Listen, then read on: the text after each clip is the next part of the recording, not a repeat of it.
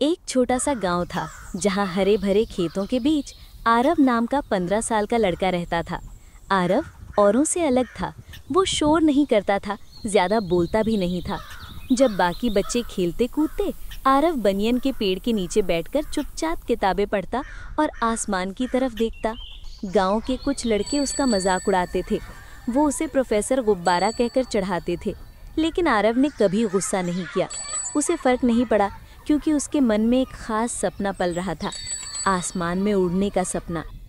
एक दिन उसे गांव के बाहर एक पुरानी टूटी फूटी झोपड़ी मिली। उसके अंदर एक पुराना हॉट एयर बलून पड़ा था, फटा हुआ, धूल से ढटा हुआ, लेकिन आरव की नज़र में वो एक खजाना था। उस दिन से आरव ने दिन रात मेहनत शुरू कर दी। वो किताबें पढ़ता, नक्शे बनाता, तकनीक समझता।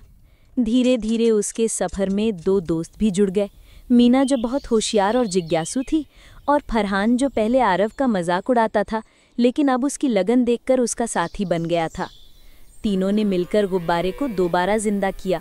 कपड़े की सिलाई, जले हिस्सों की मरम्मत, टोकरी को मजबूत करना, सब कुछ अपने हाथों से किया। और फिर एक सुबह सूरज की पहली किरणों के साथ उनका बना हुआ गुब्बारा धीरे धीरे आसमान में उड़ने लगा। गांव के लोग चौंक गए। बच्चे तालियां बजा रहे थे। ऊपर हवा में आरव, मीना और फरहान बादलों के बीच से उड़ते हुए गांव को निहार रहे थे। ये उनकी जिंदगी का सबसे खास पल था। लेकिन तभी सामने एक भयानक तूफान आ गया। काले बादल, तेज हवा और बिजली की गड़गड़ाहट।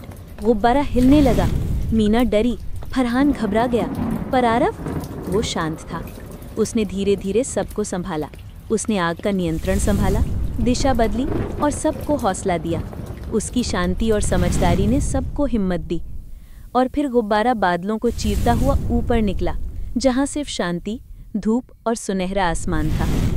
मुस्कुराए, एक दूसरे को देखा और समझ गए कि उन्होंने कुछ बड़ा कर दिखाया है।